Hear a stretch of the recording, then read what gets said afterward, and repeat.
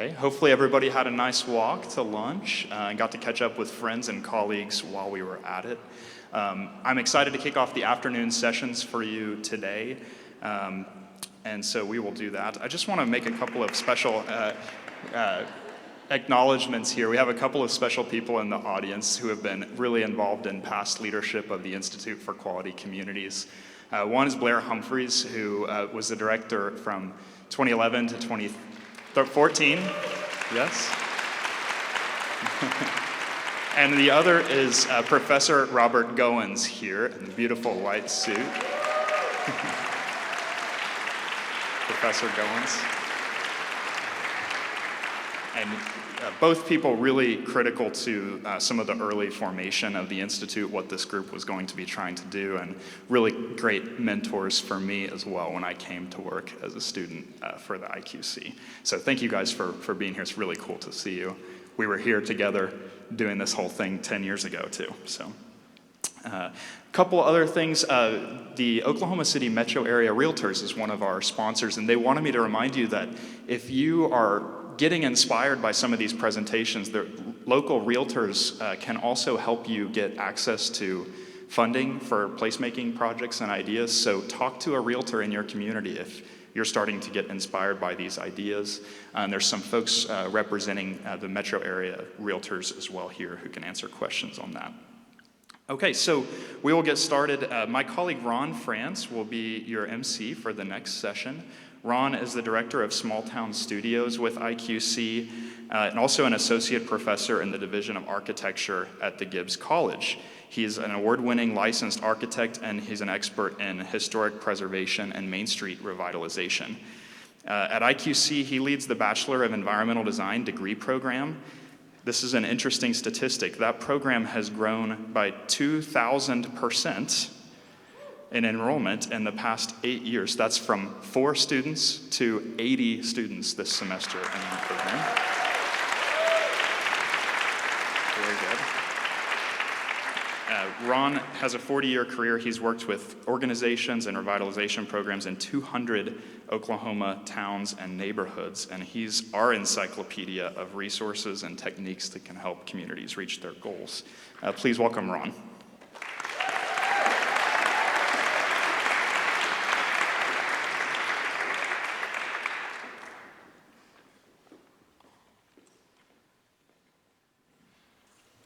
How is everybody?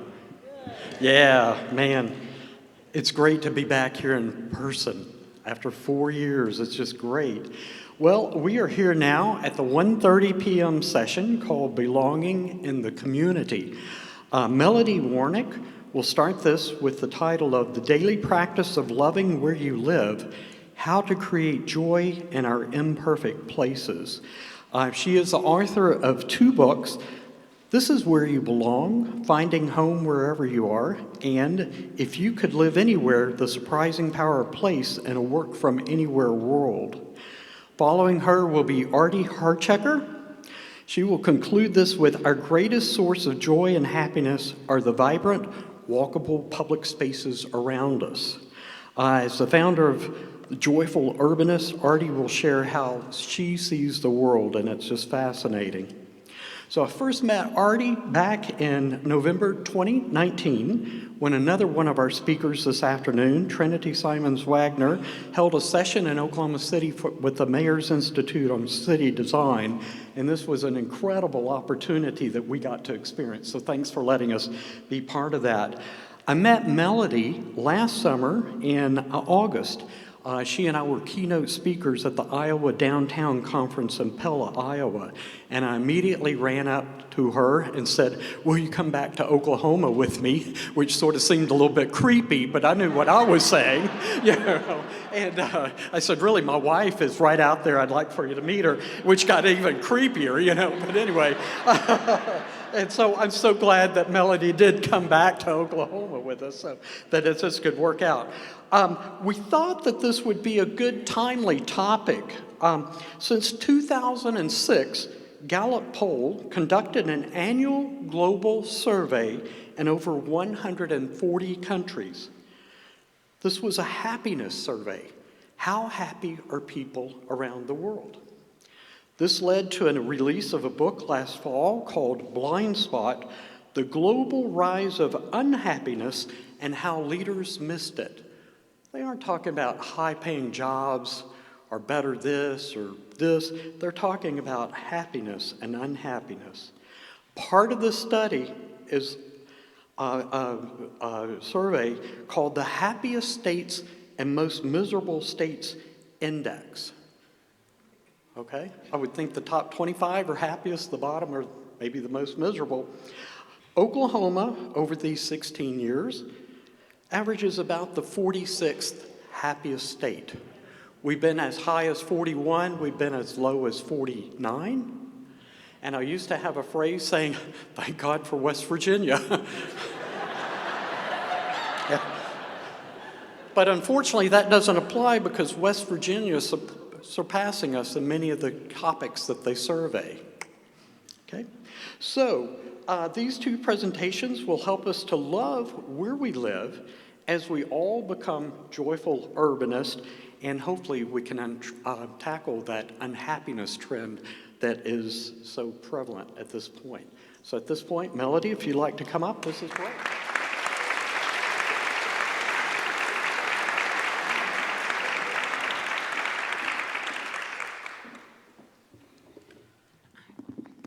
So I promise nothing weird happened with Ron when I met him. So that is good. But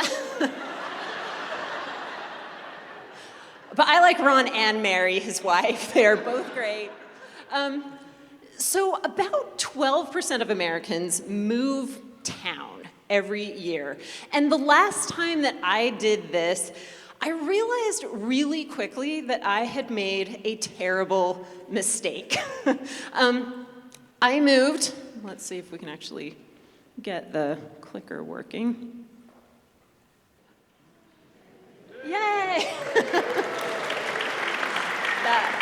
That's the most exciting thing that's ever happened. when the clicker actually works, it's great. So I moved to Blacksburg, Virginia in 2012 because my husband got a job at Virginia Tech, go Hokies. This is probably not the right place to say that. But on paper, Blacksburg looked like a great community. We were totally excited to move there with our 2 kids. And then we actually arrived, and reality set in, and I knew within maybe a month that this was not any place I wanted to stay for the long term. It rained for about 3 weeks straight, and someone said, oh yeah, that happens. We actually call it Bleaksburg. Great. I went to the hardware store, and the guy behind the counter had such a thick Appalachian accent that I felt like I needed subtitles. I didn't know anyone. I didn't know my way around. I felt like I had crash landed on some sort of alien, very southern planet, and there was no good Mexican food anywhere to be found. And in this situation, my response was like, okay, we gave it a good month, and it's not working out. So let's just pack it in. We're gonna get back on Zillow. We're gonna find a new house in a new community, and we are going to start over somewhere else and try again. And I realized that that probably wasn't gonna work. My husband had just started this new job. My daughters were in a new elementary school. For my older daughter, who was in 5th grade at the time, it was her 3rd elementary school in 3 states. And I realized that we were gonna have some major future therapy bills unless I could rein it in and figure out how to stay put and be content in the place where I was. So,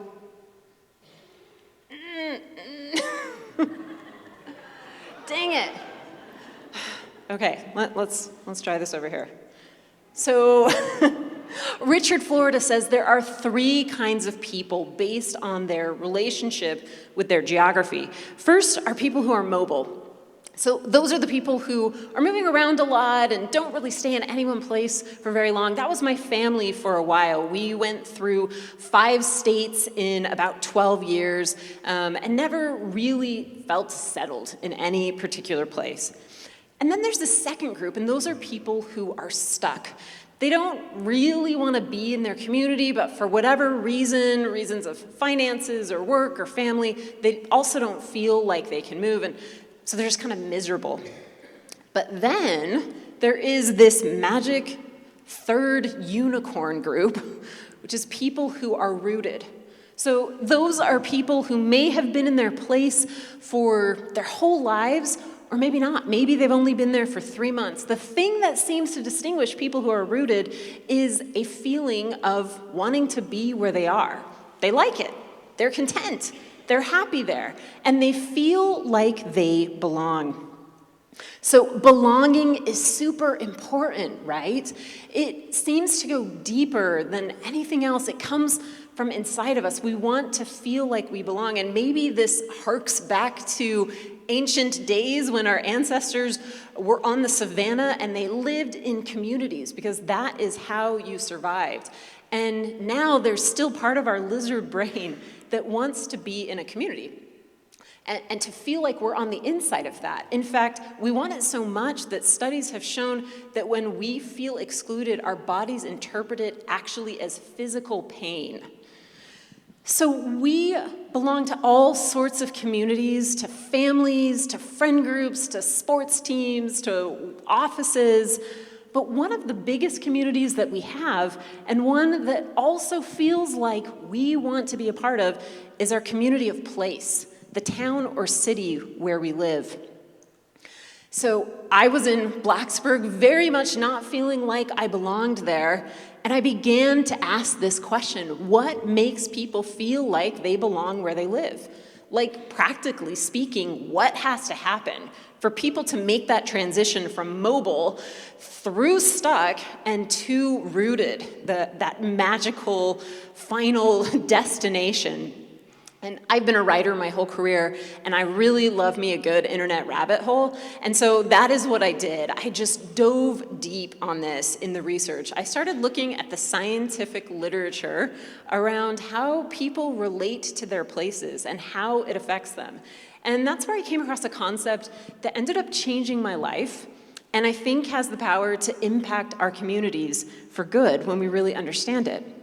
It's this: place attachment. So place attachment is a term that scientists and sociologists use to describe that feeling of being deeply at home in a place, the feeling of belonging there, of being part of a community. Place attachment is emotion. It is a very kind of touchy-feely concept, and that makes it a little hard to measure, but it's something you kind of know. You know how it feels because you've probably felt it before in your life. Just that feeling of, this is my place, and I'm at home here.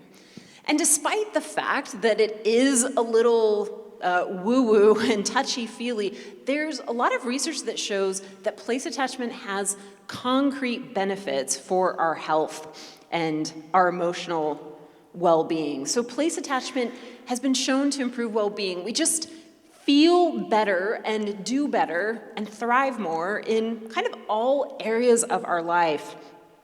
That can include things like having higher levels of social capital, higher levels of self-esteem.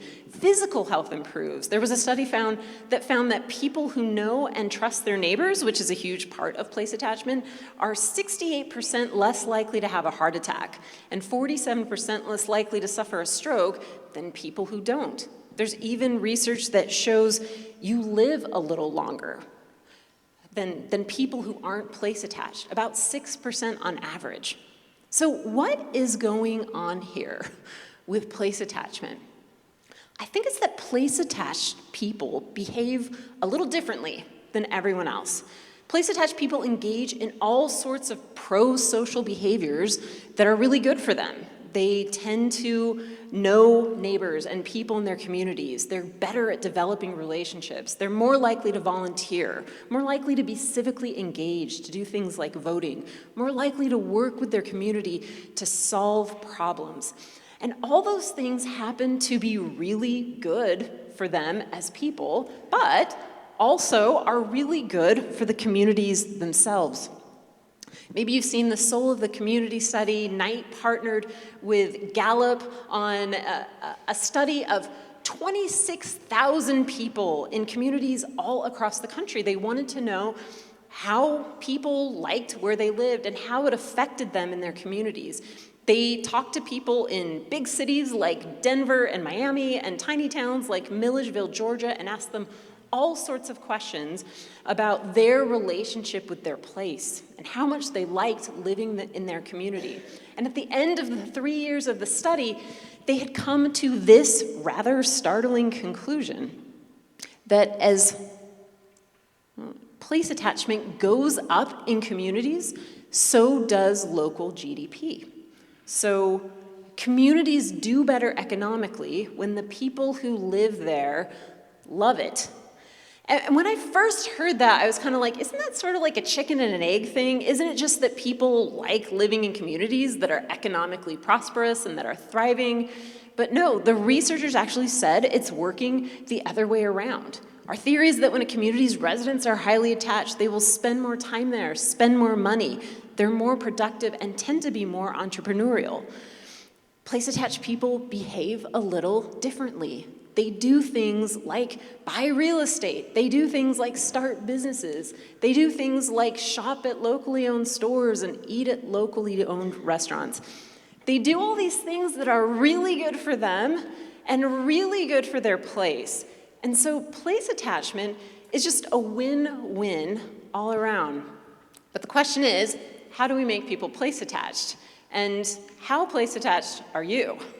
So before we go any further, we're gonna do a little place attachment pop quiz. And we're gonna see how attached you are to where you live right now. So I'm gonna show you 10 statements, one at a time, and I want you to decide for yourself whether you agree with the statement, whether you say yes for where you currently live. And keep track of how many times you say yes. There's 10 statements, you probably have 10 fingers. So that will hopefully work out. So 1, I feel comfortable here. 2, I know my way around. 3, the friendships I have with people in my community mean a lot to me. 4, I like to tell people about where I live. 5, I'm really interested in knowing what's going on here. 6, I can rely on people in this town to help me. 7, my town isn't perfect, but there are a lot of things that make me love it. 8, if something exciting were happening here, I'd want to be involved. 9, I care about the future success of my town. And 10, it feels like home. Okay, so that was it. Do a little bit of math, see, hopefully easy math, see what your score is. And let's just do a quick read of the room. So raise your hand if you scored a 7 or above on the place attachment quiz. Whoa! Nice job. I consider that a super healthy place attachment score, and I am not surprised that you all seem to do pretty well on that because you are a little bit of a self-selected group, right, at a conference about place. What about the other end of the spectrum, though? Did we have any like 0 to 3? No, a couple brave souls willing to admit that their place attachment maybe isn't the super best right now. I want to give you a word of comfort on that. That if I had taken this place attachment quiz when I first moved to Blacksburg, I definitely would have scored a 0 because I didn't care about the future success of this town. It definitely didn't feel like home. But I want you to think about, too, that even if you scored a perfect 10 on that place attachment quiz, you can probably think of people in your town who could have taken the exact same thing and scored a 0 or a 1 or a 2, right? What is going on with that? Why are people in the same community scoring totally different on measures of place attachment? Place attachment is largely perception. Like I said before, it's emotional, kind of like happiness. And so people can experience roughly similar things and feel a lot different about them. But the good news there, and what I've learned about place attachment, is that place attachment is malleable. It changes over time. It is very responsive to things that happen in the environment. If you move to a new community, it can take about 5 years for your place attachment to peak, which is a long time to be miserable in a place. And even if you've been in a community for a really long time, you may see that your place attachment kind of roller coasters, right? Like sometimes you're feeling really great about your place and then something changes, either in the weather or in politics locally. And all of a sudden you're like, I am moving. We are done with this place. So place attachment is not a static thing. And my theory, as I was learning about this in my early days in Blacksburg, and a place that absolutely didn't feel like home, was that maybe I could create it for myself. If place-attached people behave differently, then maybe if I started behaving like a place-attached person behaved, then maybe I would start developing the feelings to go along with it. And that became my very unscientific hypothesis in Blacksburg. And here is how I approached it. So I went back to the scientific literature and identified 10 behaviors that are broadly correlated with place attachment. That when people do these things, they tend to feel increases in place attachment. And I decided to do them. For each of these 10 behaviors, I developed a couple of what I called a love where you live experiment. So a cutesy, non-scientific name to describe just kind of a micro action step, a little behavior change that I could engage in with the idea of changing how I felt about my life in Blacksburg. So for instance, there's a lot of research that shows that when people walk and bike in their communities, as opposed to being in a car all the time, that they're more likely to develop extensive mental maps, and that helps them feel a sense of ownership for their place. And so I started walking and biking more. There's research from the Soul of the Community study that found that one of the things that correlated really strongly with people feeling like they liked where they live is feeling like it was aesthetically beautiful. And so I started hiking in the mountains around Blacksburg to try and goose my sense that I was in a beautiful community. I began volunteering at my local nonprofit historic movie theater just because volunteering is really great for you on so many levels. And the thing was that it didn't all work immediately. Some of the things that I did were total fails. But cumulatively, over time, as I changed my behavior to act like a place-attached person acted, I started feeling like a place-attached person feels. I started falling in love with this town that hadn't felt like home. And I remember the day I sort of had this epiphany about it. I was riding my bike down the Huckleberry Trail, which is like this Rails to Trails project, and I was headed to my two favorite places in Blacksburg, the library and the farmer's market. And all of a sudden, I just felt this sense of well-being wash over me, this sense of happiness. And I was like, I love it here, and I don't want to move. Which was super weird because I had always wanted to move. Almost any place I lived, whenever things got a little rough, whenever my attention was drawn to just how imperfect this town was, I always had this the grass is greener mindset. And I thought, well, this town isn't working out and we're gonna find a better place to live.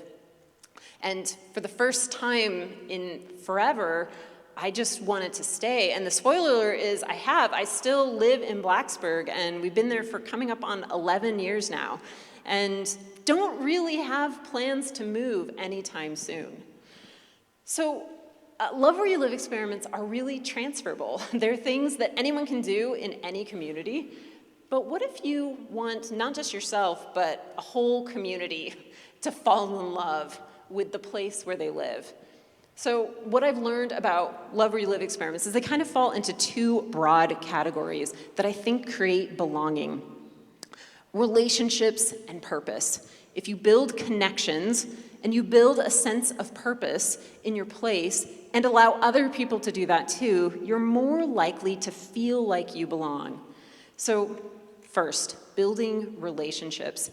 I have discovered over time that place attachment almost can't exist unless people feel socially connected in their community. I remember having a woman come up to me after a conference and said, I really like a lot of things about where I live, but I don't have friends here, and so I'm thinking about moving. And that is the bottom line with place attachment, that if you don't have friends, if you don't have relationships where you live, it's really difficult to feel like you want to stay there, to feel like you belong. And in general, society is not making that easy right now. 61% of American adults say they feel lonely always or sometimes. 50% of Americans don't know their neighbors at all. We live in a country that is very divided and divisive, and sometimes the best relationship with your neighbors feels like the one where they just leave you alone. But I knew from the literature that that wasn't good enough, that I needed to have a better relationship with the people who lived around me, and so I did something totally lame, and I made banana bread and took it around to my neighbors as a Love Where You Live experiment. I can tell you from personal experience, no one rejects banana bread. Everyone is happy to see you. And it turned into some positive relationships with the people around me. Not like we became BFFs, but we trusted each other. One day I was late coming home from an appointment, and I texted my neighbor and asked if my first grade daughter could go over to her house while I was on my way, and she said, sure. And that's what trust looks like. You trust the people around you to take care of the important things. So because relationships are so important, when we're thinking about the big picture for communities, that means our gathering spaces are the most important places we have. The parks and the community centers and schools and churches and all sorts of places where people can get together. But you don't need new spaces to do that. You just need to activate the spaces you have by putting people there. Indianapolis did this by starting a porch party program where they encourage people to just invite neighbors over and have a hangout on your porch. Or lots of communities have done what Fargo, North Dakota did, and they hold open streets events where they close the downtown streets to cars and traffic and open them up to pedestrians and cyclists. And just getting a lot of people in the same place makes communities feel vibrant. And it develops those loose ties that help people feel like they belong in that place. There's even evidence that knowing your neighbors can save your life. There's a researcher at Northeastern who studied what happened in coastal communities in Japan after the 2011 tsunami. And he realized there was a huge difference in survival rates in these communities.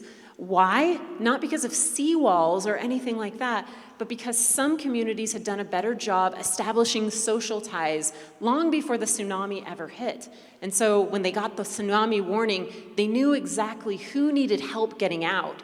And they had the relationship that made them want to do that, that made neighbors want to offer help. Daniel Audrick, the researcher, called this the Mr. Rogers effect, and it definitely brings new meaning to the phrase, won't you be my neighbor? Because being a good neighbor can save your life. The second thing is provide purpose. People feel like they belong when they feel like they have a reason to be in a community, when they feel like they're contributing. One of my principles when I was working on my own Love Where You Live experiments became, if you want to feel engaged, then engage in your town, invest where you live. And when people do that, according to Ethan Kent from Placemaking X, the cities that succeed are the ones that allow people to help create them. That's how they become better places, but how people are going to become more attached to them. So we open up ways for people to feel like they're contributing to their community. We've seen great examples of that this morning, of people who get involved in projects to build parks, or they chime in on what would make a street more walkable. But I've seen lots of different ways this looks in communities. I tried to start a sidewalk chalk festival in my town and realized festivals are really hard, and it became more like a sidewalk chalk activity. But that was cool too. I felt like I had made something happen in my town. So maybe it's someone who learns about the local multiplier effect, that more money continues to circulate in the local economy when you spend it at locally owned independent stores and restaurants than if you spend it at big box stores. And you start a cash mob to encourage people to come spend money at a local business and support your local entrepreneurs. I've seen people start farmers markets. I've seen people turn a vacant lot into a park, or yarn bomb a bike rack. Or there's a guy in Germany who makes these eyeballs, and he puts them on mailboxes and garbage cans around his town. And there is really no reason to do that other than you just want to create a bit of delight in your town. You want to create joy. And hopefully that's what happens when you feel really attached to your place. You love it, and you want others to love it too, and you start making that love visible in your community. So the reality is that googly eyes are not going to solve the biggest entrenched problems in our towns and cities. And we've heard about them today, about racism and housing crises and poverty and challenges like that. But I think falling in love with your community is always impactful, and that doing love where you live experiments is something that won't solve the big problems, but it's something you can do. It's something you can do today to change your life and how you feel about your place.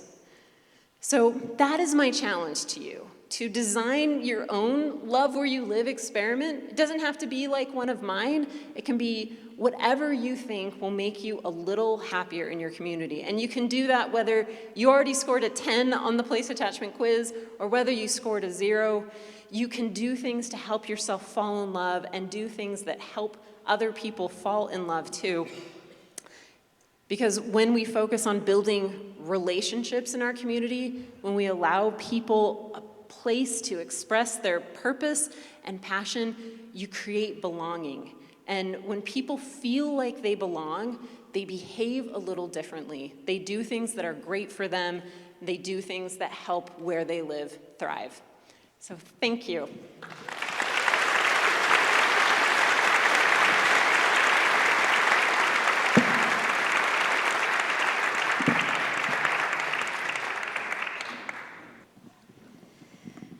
Hi, I'm Arti Harchekar. I'm the founding principal at Joyful Urbanist. I hope that you all feel really inspired by the talks today. I know I do. In Hardwiring Happiness, Rick Hansen explains that happiness produces significant activation patterns in the brain. So what would happen if we activated these patterns over and over again? Can we, as designers and architects, take advantage of the brain's neuroplasticity? Right, we know in this, and also Stumbling on Happiness and A Blue Mind, that we notice and react more strongly to to negative experiences than positive ones. Right, so if positive experiences are intense enough and novel enough, if they occur often enough, and if we pay attention to them long enough, then we have the ability to strengthen the brain's happiness neural pathways, making it easier to feel positive emotions. So what if we focused on how environments make us feel?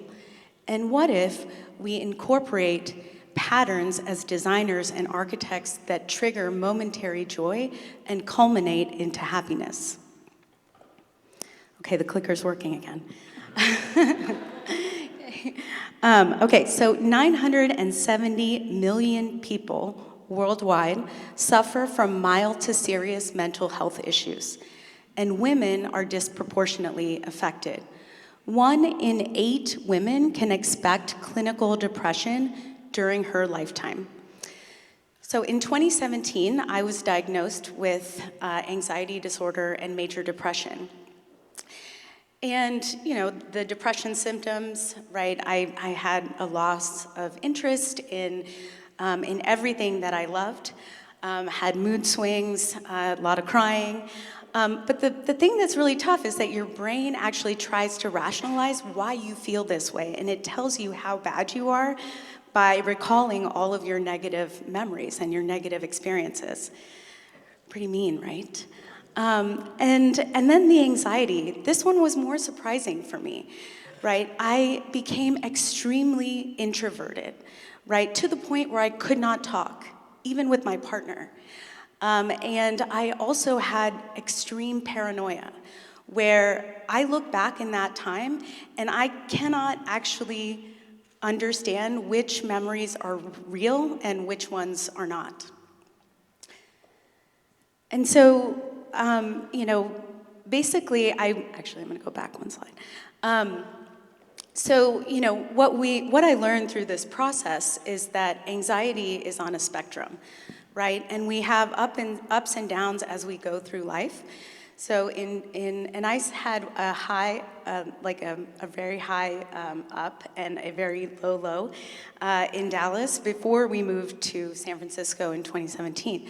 So this was in 2014, right? And my husband and I moved from an apartment that we had in downtown to a townhouse in Las Colinas.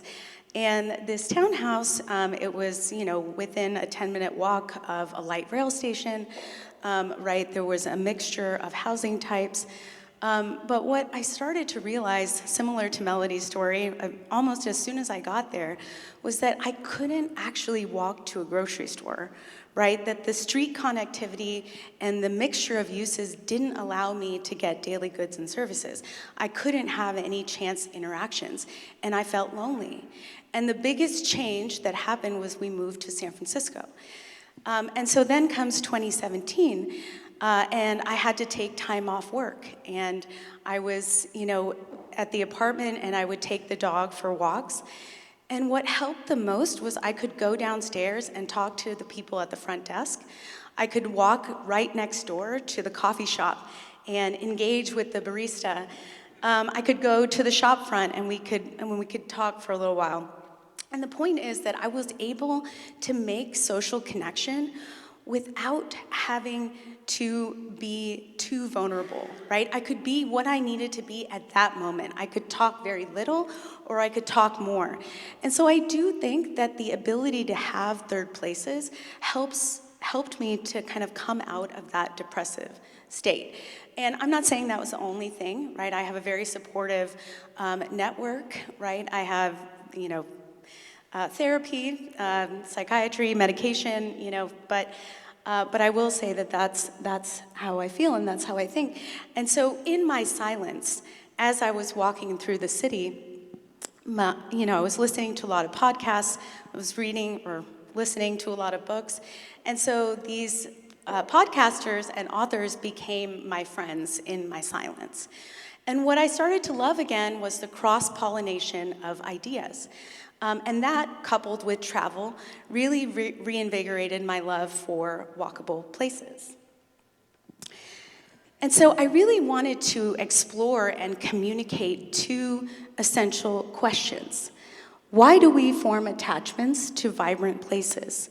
And how can cherished, walkable environments generate joy and happiness? So I read this book called Play by Stuart Brown, and he talks about free play, and he talks about riding a bike as an example up a hill, right? And so when you're riding this bike, you're working really hard to get uphill. You get up to the top, and you feel this moment of transcendence and elation. Your mind is elevated into a creative state, and then you go downhill, right? And you've got wind in your hair, and it's so much fun. And so I equate this to the blog that I started in 2018, right, called Joyful Urbanist. And what I really wanted to have happen out of this phase in my life was to live my life in color, right? And so I think about my uphill every time I write a post, right? There's the writing, there's the research, there's the drawing, which I find very meditative, and then there's the watercolor, right? And that's the fun part. That's when I'm going downhill, And so, but I'm also testing things, right? I'm testing the writing style to see what resonates with people that are in the industry, but also what resonates with my friends and my family, right? What drawing style resonates? What color palette? And so, one of my mentors used to talk about getting the party started in your drawing, right? So making sure that you draw the people first, right, and the public realm first, so that people who are looking at your drawings can feel as if they are in that space. And then the last thing I always do in my drawings is I add confetti. So that's just splatters of color at the end. But the reason I add confetti is because sometimes I look at my paintings and I'm like, man, that feels so perfect. It feels unapproachable. And I'm not saying there aren't mistakes in there. There definitely are. I can see them. And that's what makes them beautiful. But at the same time, I want people to gravitate towards them. And so adding the splashes of color adds some imperfection to those drawings. And so I started my posts with foundational posts, right? And so I began by talking about buildings in our built environment, right? And so all cities are comprised of background buildings and landmark buildings. And background buildings provide order and symmetry and balance within our public realm, right? They enclose streets and public spaces. So I like to equate background buildings to this book called Give and Take.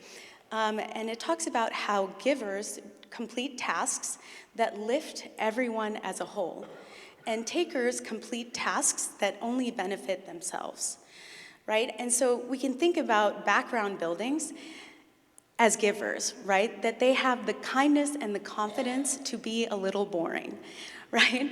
And then we have landmark buildings, and so we can think of these as churches and cathedrals, right? They could have, it could have taken decades or centuries to build these buildings, but they stand out, right? And then we have figural buildings, right? So I like to say that, if every building is a Frank Gehry building, then no building is a Frank Gehry building, right? We need background buildings for the landmark buildings to stand out. And so, I lost my place. Okay, anyway, I'll keep going. Okay, so this is Las Ramblas in Barcelona. And what I love the most about Las Ramblas is that it's a promenade that bisects the city, right? And it's playful in nature, right? Its plan and its section is never the same as you move through the street. But it's also playful based on the pedestrian's perception of that space, right? The pedestrian is in the middle of the space instead of off to the sides, right? And so the pedestrian actually sets the tempo of this entire space and the street, right? And they feel safe and comfortable in this space, so safe that they can dance in the street, right? But there are also other things, right? Birds and colorful outdoor markets, and street trees that really make you want to be in this space. And so I mentioned play by Stuart Brown. And so play is the physical manifestation of joy, right? And so as we create these intense memories in these places, right, we form these joyful threads that link us to great places, right, where we form attachments to these places. And when we talk about play, play is important for our creativity and our renewal. The opposite of play is not work. The opposite of play is depression. And so Las Ramblas is a great street, right? And so if we think about streets in our built environment, 80% of our built environment is comprised of streets. So instead of thinking about them as just moving goods and services, we should actually think about them as linear civic spaces.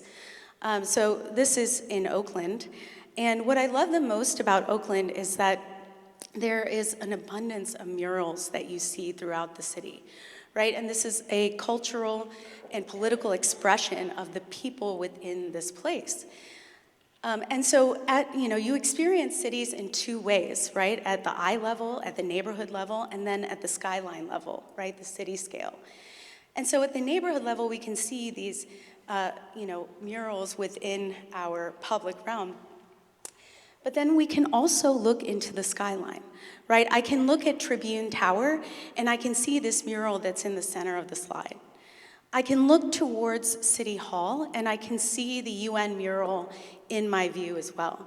And these murals are truly awe-inspiring, right? The UN mural has an abundance of textures and colors, and they are intended to represent the different subcultures in Oakland. And so when we think about subcultures, right, we can equate them to neighborhoods, but we are actually walking through these spaces. And by walking through them, we can choose to experience them. We can also choose to stay there and to live there.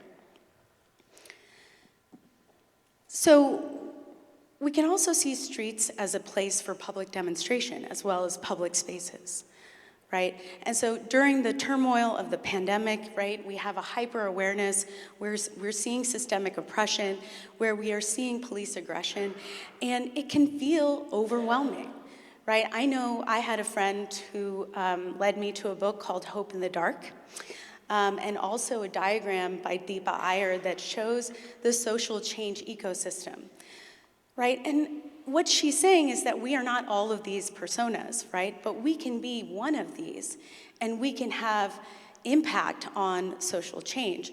And so I see myself as a weaver, right? Connecting ideas and people and movements.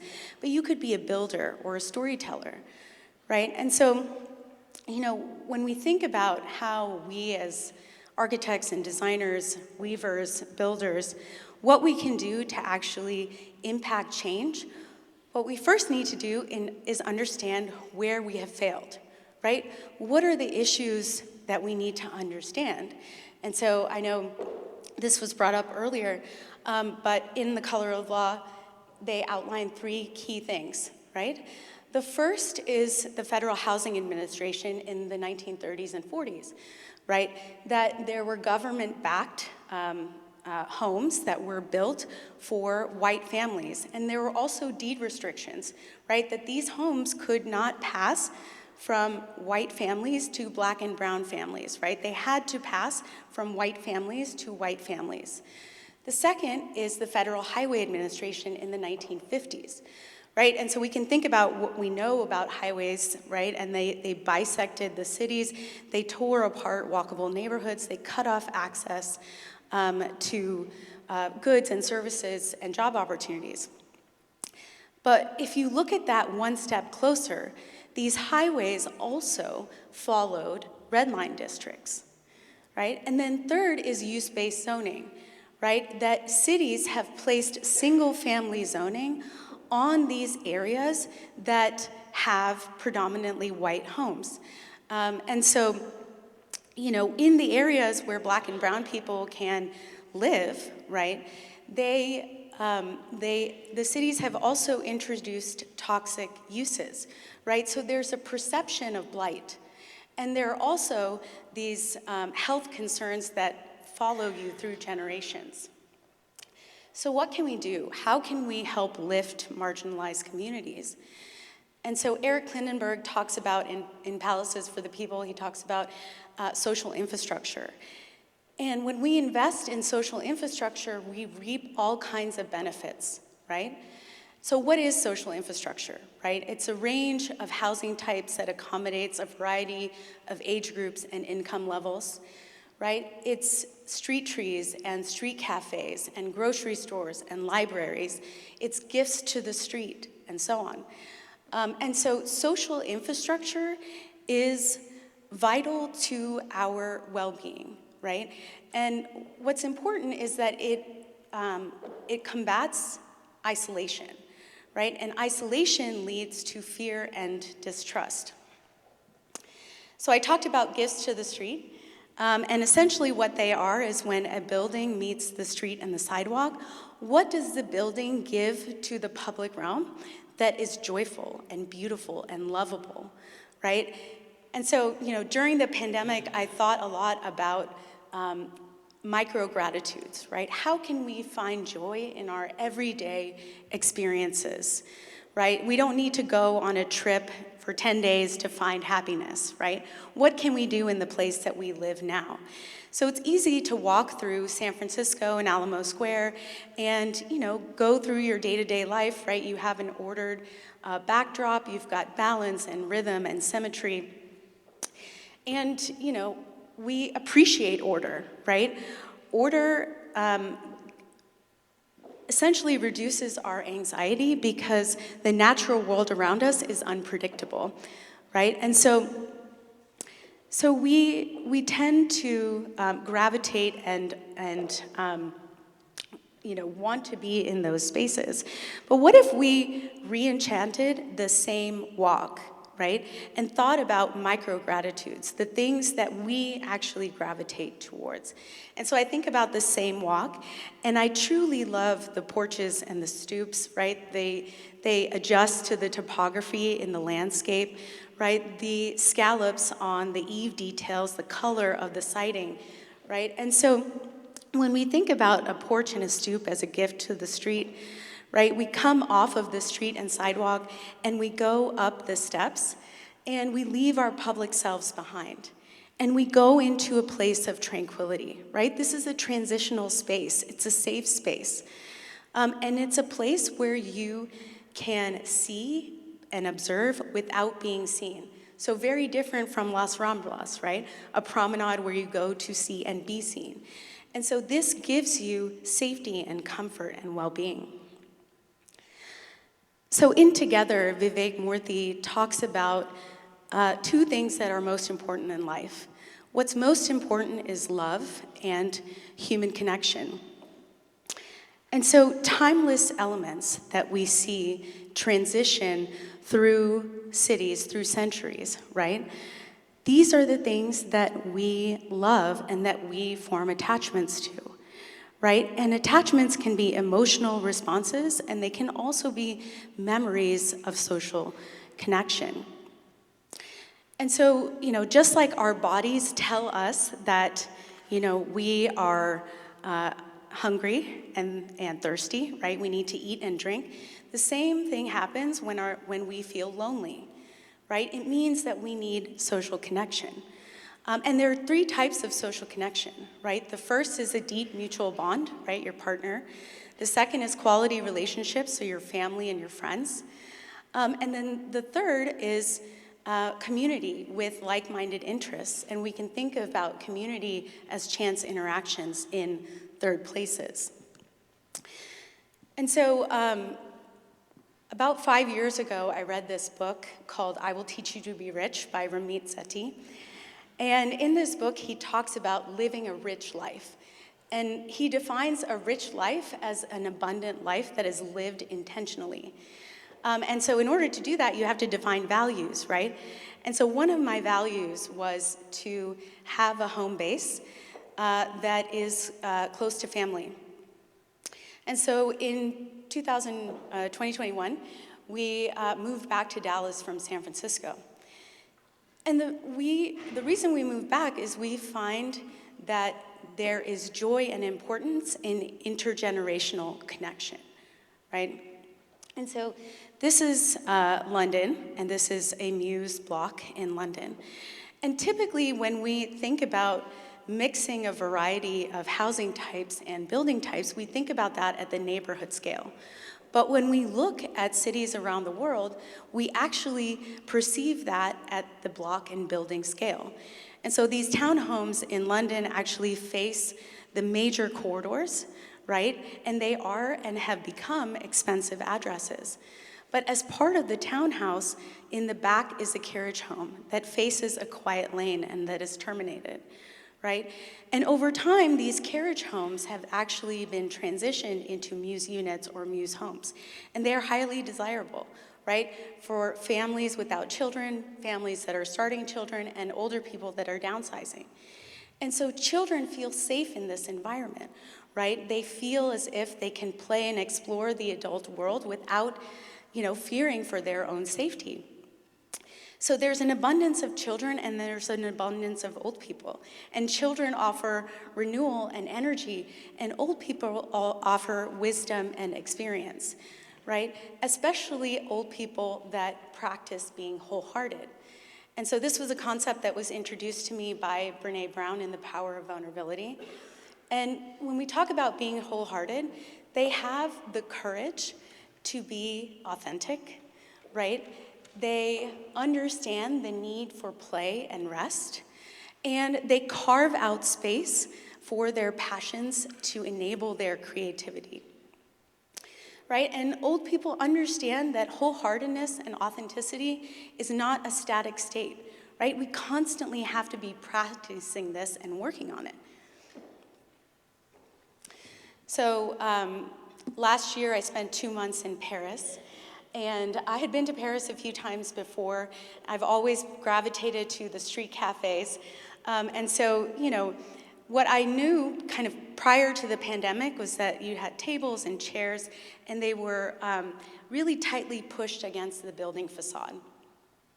So this time we went after the pandemic, right? And immediately you notice the streeteries, right? And the fact that during the pandemic, we had to find livable solutions. We had to extend the use of the restaurants into these spaces so that we could have social connection and enable outdoor dining, right? We could extend the use for retailers so that they could display their goods. But we also needed another solution, right? We needed to further enclose the street to reduce traffic speeds because the traffic volumes were too low. And so this reminds me, as we come out of the pandemic, of hope in the dark again, where we should embrace the darkness, right? That we were pushing for livability and sustainability without knowing what would actually happen, right? And what would be possible. And today in Paris, if you are a retailer, you can actually ask for a permit to have your terrace outside, right? And the slow streets that they had throughout the city, some of them have been made permanent. The bike network that we saw rolled out in 2020 is getting another round of political and financial investment. So we should be comfortable with embracing the darkness because the possibilities are potentially delightful. So what do we do with all this information? How can we incorporate joy into our city's biggest challenges, right? So what we know through a ULI study that was done in 2015 is that 50% of people desire to live in walkable environments. And we're not just talking about intense downtowns, right? This could be a neighborhood with a permeable street network where I can walk to daily goods and services in a short amount of time by foot, right? But what we know is that only 1.2% of our metropolitan land area consists of walkable patterns. And what that means is that these places are unattainable for the majority of the population. And we find delight and joy in freedom, right? Freedom and joy gives us the ability to live the life that we choose to live.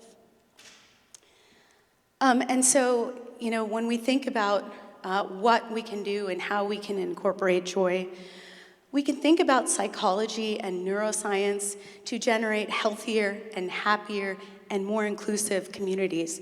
We can think about affordable housing in two ways, right? Affordable by design, missing middle housing, and incremental infill, and then affordability by regulation. We can look at things like zoning and coding reform to actually fight inequality, right? To enable economic access and access to goods and services and housing types, right? And we can incorporate humble, traditional building patterns that generate joyful and lovable places. So I leave you with one final thought from The Power of Vulnerability. Find what you love in an environment that you want to immerse yourself in, and in a passion that you want to continuously practice. Find what you love, because it will help you through the hard times. Thank you.